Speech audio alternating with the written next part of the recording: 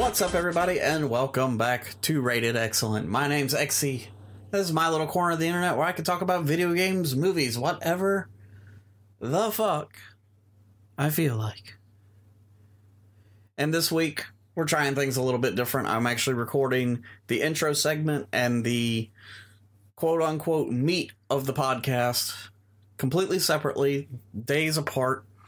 And this is just in an effort to see if maybe this can be a viable method for recording the podcast in the future, because I'm getting to the point where the topics are starting to build up, and being able to hold on to them until I record everything all at once is, I don't know, it's kind of like it's taking up space in my mind, and it's in turn causing me to forget some of the topics. And then I go back and look at my notes and I'm like, what the fuck was I talking about here? So I'm going to be trying this out for a couple of weeks and see if maybe this is a good way to do it. So then, like, as I think of a topic, I can just go ahead and talk on it and save it and store it. And then when things are a little slow, or when I feel that the time is right, I can just record an intro just like this, attach that to the end piece, and good to go. So hopefully this is going to be a good move for the podcast, and I guess without further ado, let's jump right into this little intro thing that we've been developing with what I've been playing. So obviously, if you've been following the streams this week, I've been playing Banjo-Kazooie, and I finished up Sonic Colors Ultimate. I honestly don't remember if that was before the last podcast or if I did it in between podcasts. So just in case, I finished up Sonic Colors Ultimate, started Banjo-Kazooie just as like an easy mental game. I've beaten Banjo-Kazooie so many fucking times. It was just something that I could play without really having to think about it and just chill and relax. And yeah, I mean, I just kind of blazed through it, and we've already completed that one, so there'll be a new game on the next stream. I haven't quite figured out what it's going to be yet. I've got a couple of choices that I'm dabbling back and forth with. Let's see, outside of that, still dabbling around, playing some Halo Master Chief Collection multiplayer, still just SWAT. Yeah, just something to kill 20 or 30 minutes with. I'm not really like super competitive in it, not going after high ranks or anything like that. I just thoroughly enjoy. It's a good way for me to blow off steam, really. As far as what I've been watching, well, it's pretty much just been wrestling. Following up on what I talked about in the last podcast, randomly went back to January of 1999 and just started watching Monday Night Raw. And then as the pay-per-views pop up, jump over to the pay-per-views. Haven't quite made it to where SmackDown happens yet. Yeah, that's right. SmackDown doesn't exist yet. It's fucking crazy. Last night we started watching WrestleMania 15. Made it about halfway through, and I'm starting to remember things from when I was like watching these things happen originally. So, quick short backstory. As best I can recall, WCW Nitro started at 8 o'clock and went off at 10 o'clock. And Monday Night Raw started at 9 o'clock and went off at 11 o'clock. So I would watch the first hour of WCW, and then from 9 until 10, I would like just flip back and forth. If there was a match that I was really interested in, I'd stay there. Or if commercials came on, I'd flip back to the other one. And then at 10 o'clock, I'd switch over and just watch Raw until it was over with.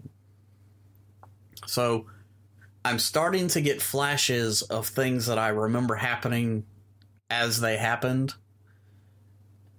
But there's also, like, things that I don't know what's going on because I would flip back and forth.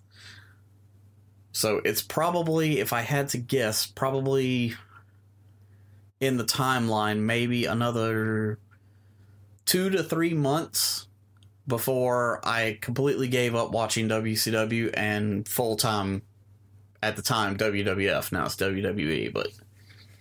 So it's kind of cool to, like, be able to go back and, like, have all these memories that I've kind of forgotten that I had and, like, relive them. I don't know, it's pretty fucking cool. We're about to get into... Well, I'm not really sure how far away we are from the Ruthless Aggression era, but there are things that I'm starting to recognize that are going to be happening soon as well. So, kind of excited for that. Yeah, other than that, haven't really watched any X-Files or Hell's Kitchen or anything like that. And yeah, I guess that should bring us to this week's episode of Remain, Remake, or Remove. Boing. At some point, I'm gonna find, like, an actual sound clip to go there. I'm busy trying to get a whole bunch of other stuff going that I'll eventually talk about more in depth. But this week, I'm going strictly video games again. I know I keep saying I'm going to put movies in here at some point, but movies are really hard, and when I use the random generator thing, it just brings up movies that I don't know. So I'm actually going to have to sit down and, like, pre-make some lists going forward. But for right now, for video games, I'm going to make it really fucking hard and go with the original Super Mario Brothers, Super Mario 2 USA, or Super Mario Brothers 3. So, given the rules of if you remove something, that means it's removed from existence. If I were to take Mario Brothers and remove it, then that voids out the other two entries completely because they no longer exist. So, no matter what, I have to at least remain Super Mario Brothers. But then there's the question of, if I remove Mario 2, how does that affect things? Well, the simple answer is that, as we all know by now, thanks to the internet, Super Mario 2 USA is actually Doki Doki Panic. So, by that knowledge, I'm going to remove Mario 2 USA because, in the greatest of technicalities, it is not actually a Mario Brothers game and would not affect anything beyond that. The only thing that we're going to have an issue with is some of the enemies, like the Shy Guys and all that, aren't going to be in Yoshi's Island. Maybe. Like I said when we started this, it doesn't mean that they will never be invented. It just means that they no longer exist currently. So, on that, we're going to remain Super Mario Brothers 3. I know, that's, like, completely shocking. Because I kind of misled y'all at the beginning with letting Super Mario Brothers remain. But hear me out. Super Mario Brothers 3 is probably the best, or one of the best games on the original NES. It did get a little bit of a visual makeover on the Super Nintendo in the All-Stars pack. So that still exists. We still have that. So if you want your slightly remastered version, it's there. But when I really sit down and think about it, as great as the original Super Mario Brothers is, I would love to see a full-blown, just complete remake. And I'm going to go one step further and say I want that full-blown remake to be like Mario 64, Mario Odyssey style. 3D, complete open world from start to finish. Let's fucking go. And then just think about the possibilities of a Mario 3 remake after that, and then Mario World, and then maybe even a... Not that Mario 64 really needs it, but an over-the-top remake from Mario 64. I mean, I'm talking like full-blown Resident Evil 2 remake. God, that would be fucking great. So yeah, that is this week's segment for Remake, Remain, Remove. Hopefully I kind of snuck that one by and surprised a few of y'all. So now there's pretty much not anything left in this little intro segment, other than real quick, I do want to talk about how in the show notes and in the description box, there should now be a couple new links added in that did not exist when I recorded the rest of it. But I have gone back and I've reopened my TeePublic store.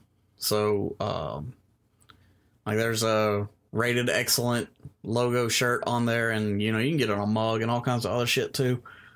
And I also made an account with, I'm assuming it's pronounced coffee or Ko-fi, but their whole shtick is you can make a donation through that, and it's essentially, support me by buying me a coffee. And it doesn't necessarily have to be coffee. I actually lowered the price for the minimum donation. They set it at $5 by default. I lowered it to $3 because, I mean, if I'm going to get a cup of coffee with the money, I don't need fucking fancy ass coffee. I'm good with like gas station coffee or McDonald's coffee or like a Monster Mean Bean. I'm good with all that. So those are now added into the description box if you're interested. And without further ado, I think it's time that we get into the heart of this episode, which is going to be Sonic Colors Ultimate on Xbox Series X review. Here we go.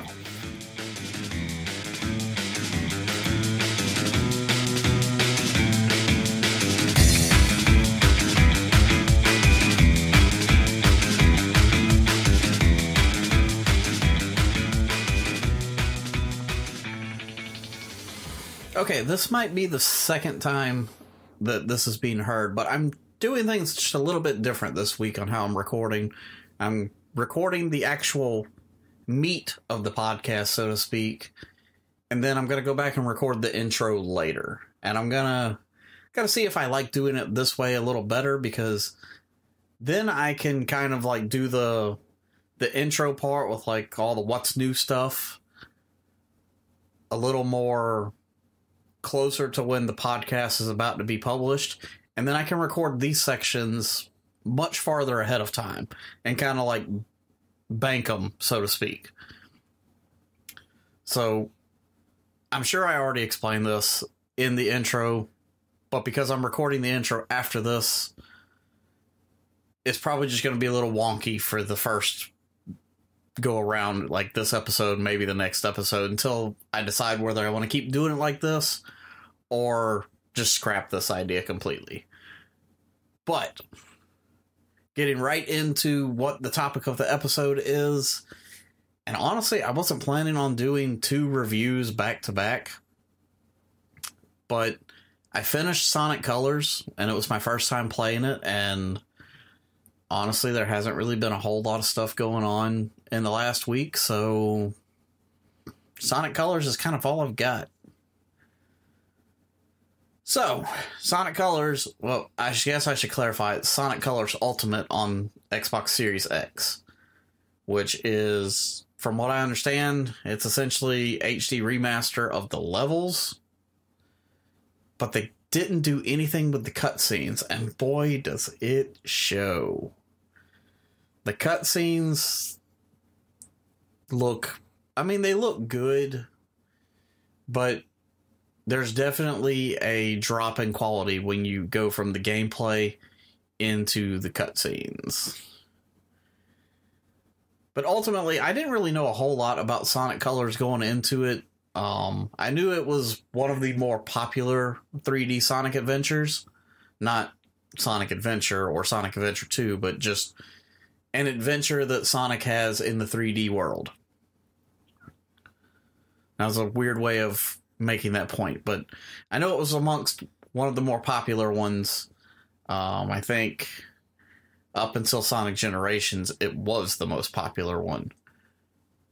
And I know it's like Eggman is making some type of amusement park, and there are these things called wisps that turn Sonic into a laser. Going into it, that's pretty much all I knew.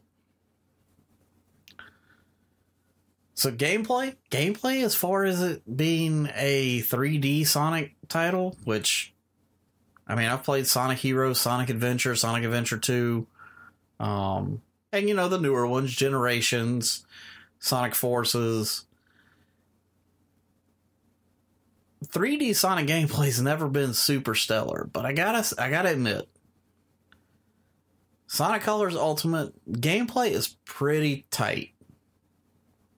I didn't really feel like I glitched through anything. I think there were a couple of times where I might have just like glitched through a floor, but it didn't feel so frequent that I was getting cheated. Same thing with the inputs. Like, I know some inputs got dropped, but it's not nearly as bad as Sonic Adventure or Sonic Heroes. Sonic Heroes, I haven't played that game in, since it came out pretty much, and I still distinctly remember when you're doing like the team up moves or transitioning, fucking inputs get dropped left and right. But yeah, this game feels good. It feels good to play it. It actually reminded me a lot of Sonic Forces, because I've played that one. Sonic is a little heavier in this one, but he's still got like that floatiness to it, which I guess that's just 3D Sonic at this point. It's kind of hard to explain, but like it just seems like when you are like holding a direction and jumping, it goes a lot farther than you expect it to. Unless you want it to go really far, then you just kind of like go up and then drop.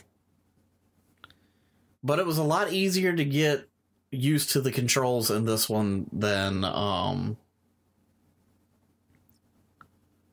damn, what was the other Sonic game that I played?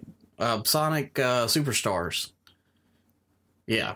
Sonic Superstars was bad on the controls compared to this. Yeah, the levels are really fun. The big thing with Sonic is, does it feel like you're going fast? And for the majority of the levels, yes, it feels like you're going fast, which is kind of a weird thing to admit for a Sonic game, because, again, 3D Sonic games have always been kind of weird, especially about that. And that's because they are pretty glitchy. But every level seems solid. The only thing that kind of bugged me about the look of the levels and all that was actually like the hub world, or the overworld map, whatever you want to call it. The way that the dots were placed throughout the map, and then the way you like backtracked to get to other sections, that just seemed like a weird decision to me. And then I don't know if this was in the original Sonic Colors or if this is part of the Ultimate Edition, but once you get enough red rings on each planet, then you get to do like a time trial race with Metal Sonic. But you have to go back to a level, and then you have to select that separately. Like, it'll have Metal Sonic's head above the level, and I think you could push Y on the Xbox, and it'll ask you, do you want to race Metal Sonic? And I only did a couple of them, because I wasn't really trying to go out of my way to get the red rings on most levels. I was mostly just getting them as I saw them, as a way to like determine how close to the end of the level I was. But I think I did 2 of them, and They were kind of challenging. At least the first one was. Like, if you know the level layout pretty well, I'm sure you can blaze right through it. But this was my first time playing, and I don't have the levels memorized. And I was just kind of like casually playing through it. I mean, I was playing these on stream, so there wasn't like a lot of time to like study everything and look up guides and all this other shit. Although, there towards the end, but we'll get there. But yeah, all the levels are cool. The level Planet Wisp, which is one of the ones from Generations, it was like immediately recognizable. So clearly they just kind of like mostly copied and pasted that level over to Generations with a little bit of changes, obviously. But the first level that you start in, and I cannot remember the name of any of the levels other than Planet Wisp, but the first one that you start in, it's like a almost reminiscent of like Carnival Night, or not Carnival Night, Casino Night from Sonic the Hedgehog 2, like visually at least. So that was cool. Like, I was instantly hooked then because Sonic 2 was my first Sonic game. You know, it's kind of like a running joke with me that Sonic 1 never existed. Sonic 2 is where Sonic started. Then there's like this Candyland Sweet Mountain, I think is what it was called. That level was kind of weird.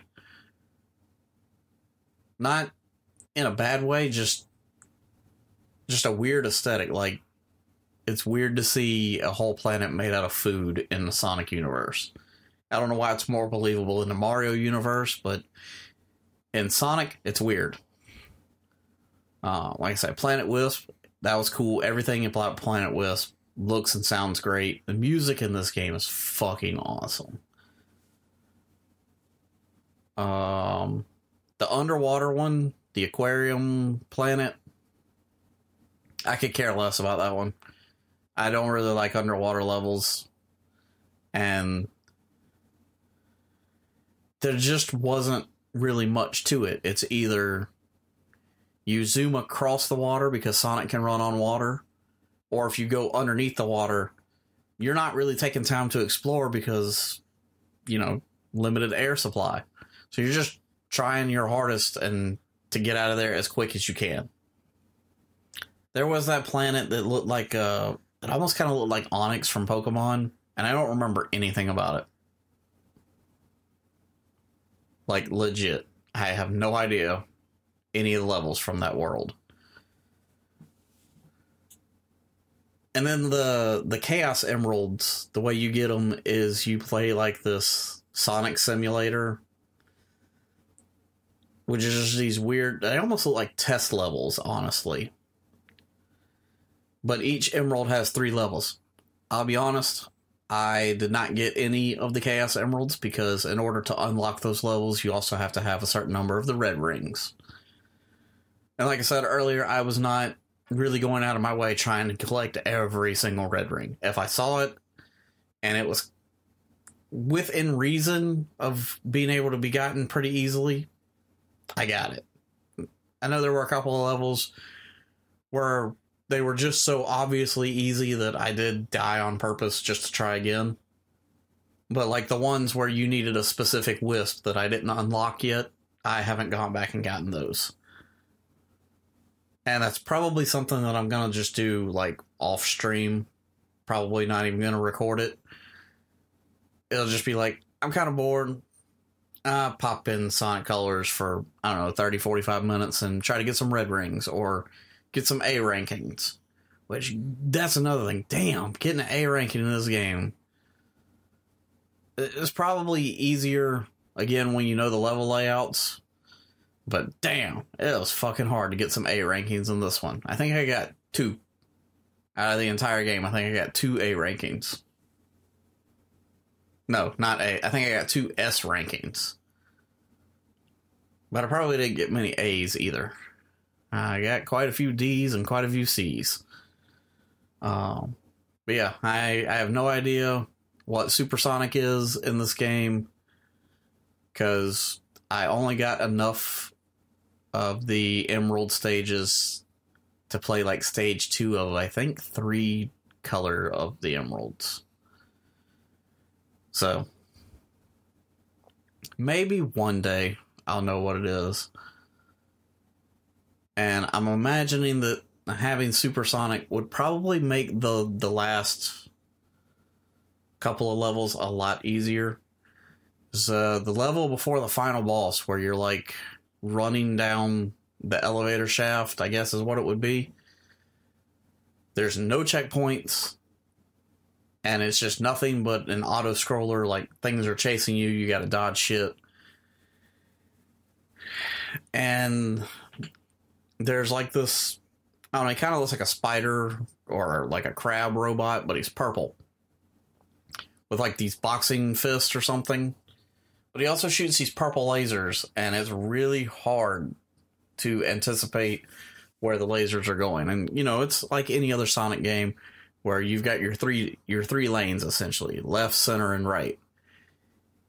And this purple crab thing shoots out 2 lasers. So 2 of your lanes are occupied. And because it's an auto-scroller, if you get hit, you lose your rings, you have no way to collect them again. So it's a 2-hit thing. I think I had to retry that thing probably about 10 fucking times. And I finally had to pause the stream and go look up how the fuck do you, like, what's the tell on where the lasers are going to go? And the answer was so fucking obvious that all you have to do is dash out ahead. But the catch is that your boost is so limited because there's no way to recharge it until the next phase of the chase. So you like have to like tap it like zoom. You can't just hold it and burn it all out, because then you're fucked.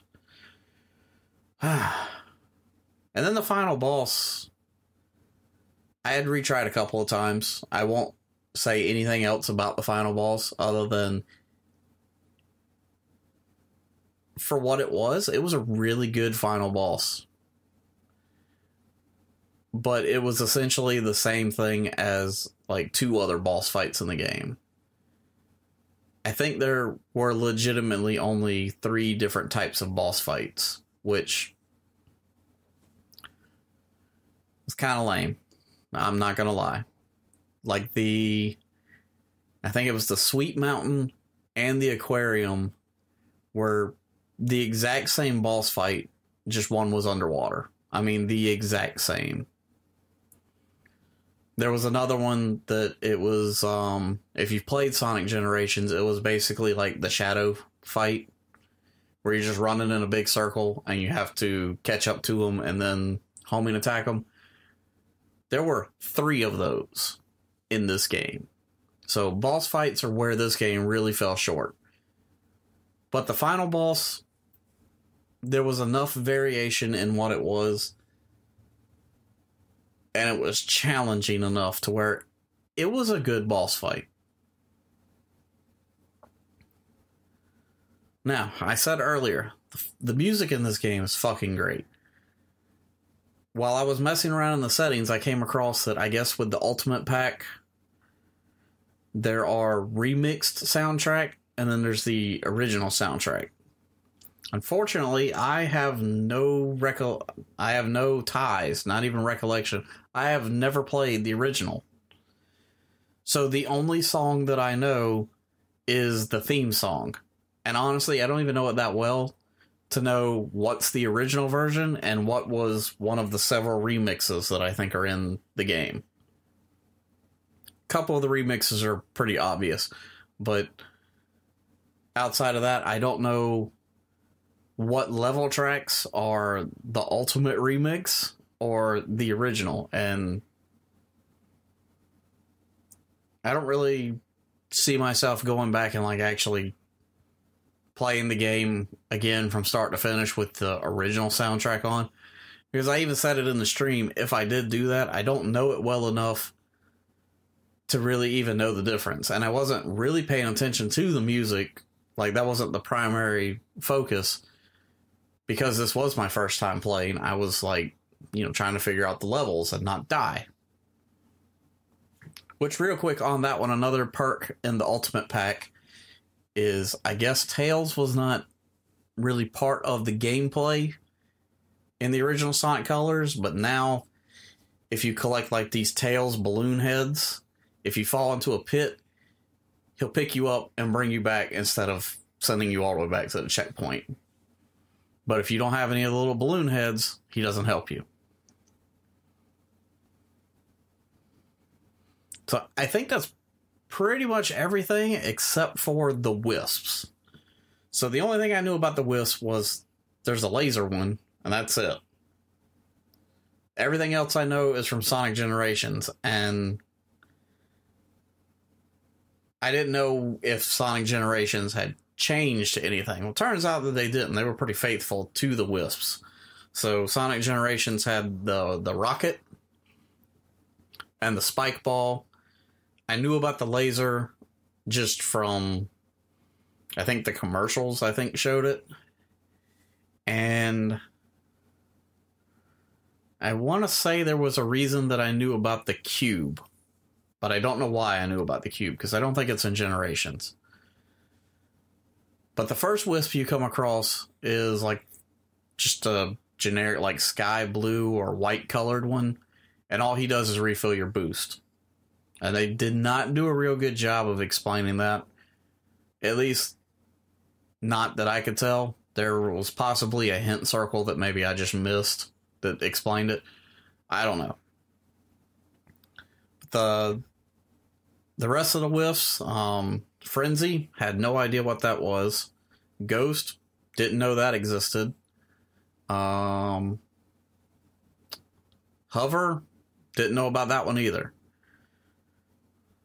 So, let's see. There's the one that refills your boost. I mean, that's pretty useful because you need the boost in this game. There's no way around it. You need the boost. Cube was mostly just for a little bit of light puzzle solving and getting red rings. Hover, Hover was essentially just like Tails' flight.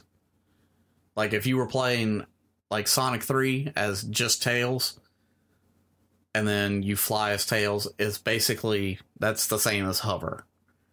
In fact, I want to say it was probably about the same length of time, too. It was probably only about 10 seconds, and then you're done. You're tired.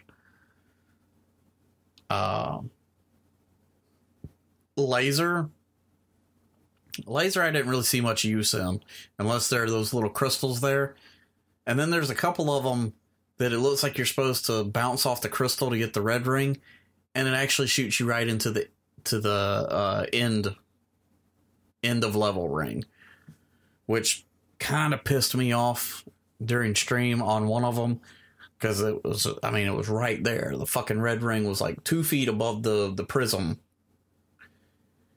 and I hit it perfectly, and then right into the end ring. Motherfucker. Ghost, I didn't really understand until like the last time I used Ghost. Then I understood actually how to use it. So now I'm a little interested in going back to all the other levels that had Ghost in it and seeing what I can find. Rocket, all it does is shoot you up in the sky, and then you kind of like float down. That's it. Oh, I forgot about Drill. Drill is probably the most fucking useful one in the water levels, because you could just shoot all around without like a torpedo without having to do anything. And then you can also drill through, soft dirt, and these little pipes that are there, you can just shoot through them. Let's see, the spike ball. I feel like they could have probably just done away with the spike ball and just had the super spin be in there, but I guess that was their way of including the super spin. Oh, and Frenzy. Frenzy basically turns you into Jaws. It's very much like, if you've played Maneater, it's very much like the chomp, chomp, chomp.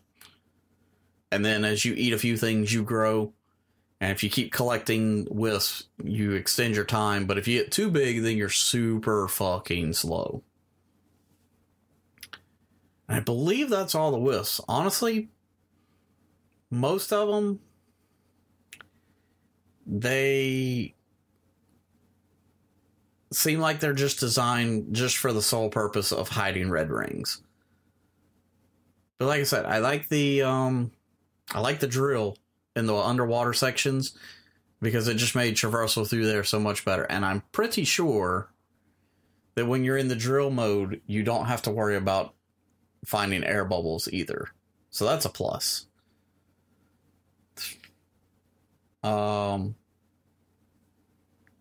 Laser, real quick, during the races with Metal Sonic, there's a lot of laser wisps that I came across. They are very misleading because you would think that it would be like a shortcut, like you zip across real fast. Every time I use laser, when I popped out of it, Metal Sonic was ahead of me, like way ahead of me. So those are fucking misleading. Yeah, I think that is pretty much everything there is to say about Sonic Colors Ultimate, at least on a first time ever playthrough. I wish I could have gotten enough red rings to get all the emerald levels so I would know something about Supersonic. But I didn't, and it'll probably be quite a while before I do. I mean, I guess I could look up a YouTube video, but that's not actually me playing it. Oh, fuck. Real quick. I forgot about Eggman's two little sidekick robots. Don't know their names. The red one, he's a little annoying. The yellow one spends half of the fucking game stuck in, like, Texas cowboy mode. And it's both annoying and hilarious because in-game he's annoying the other characters because of how he's talking. And that was just kind of... It was a little humorous. I don't really know how to explain it. It was almost like it was an inside joke of how annoying it was. But yeah, I think that is pretty much everything I could say about Sonic Colors Ultimate, at least for now. This might warrant a revisited episode when I do finish it more, or if I ever replay it again and know a little more about it. But ultimately, no pun intended, I can't say anything about the original Sonic Colors. But as far as Sonic Colors Ultimate, if you're not a Sonic fan, I would still highly recommend playing this. I think I've decided that in reviews, I'm not going to use any type of number score. It's just going to be basically, you can skip it, you should play it, or you definitely have to play it.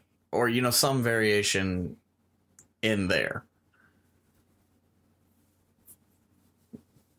And I'll probably expand upon that. Like, there might be in between skip it and play it.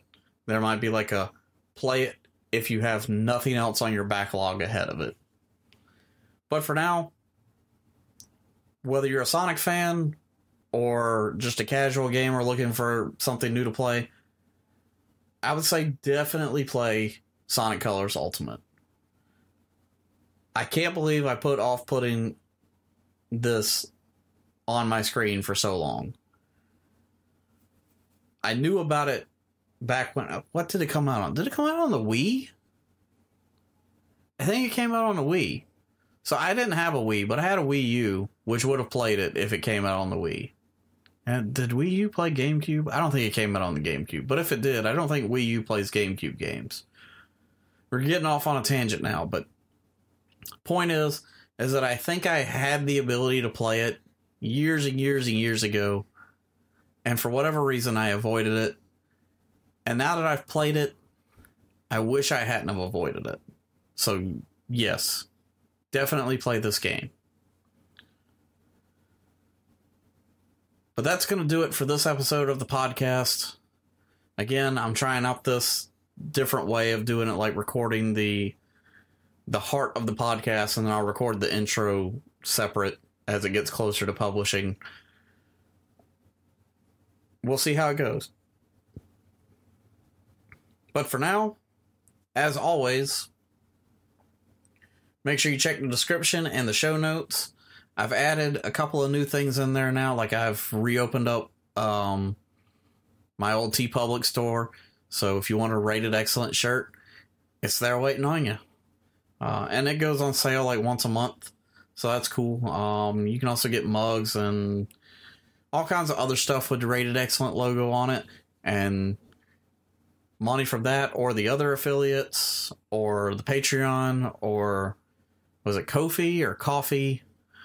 All that's in there. But any money from that goes directly into producing more content or getting games to produce content with or upgrading equipment. So anything that y'all send my way is highly, greatly appreciated and goes straight back into entertaining y'all. Other than that, if you're on YouTube checking this out, remember that if you were to listen to this podcast on pretty much all major podcast providers, you got this episode a week early. And there's probably already another episode sitting there waiting on you right now. And, check out the stream VODs. They're currently going up every Wednesday at 12. Eventually, when I have enough of them, I guess sitting there in the back end, I might start releasing 2 a week. But for right now, I want to make sure that I have a steady flow of content ready to go. But yeah, those come out on Wednesdays, at least for now, at 12 p.m. Eastern. And, if you want to catch those when they're out, make sure that you subscribe. And as far as who we're going to share it with this week, let's share the podcast with anybody that you know that watched any of the Sonic cartoons growing up. Adventures of Sonic the Hedgehog, Sonic X, Sonic Sat AM, any of those. Go tell them to download this podcast right now. All right, let's stop.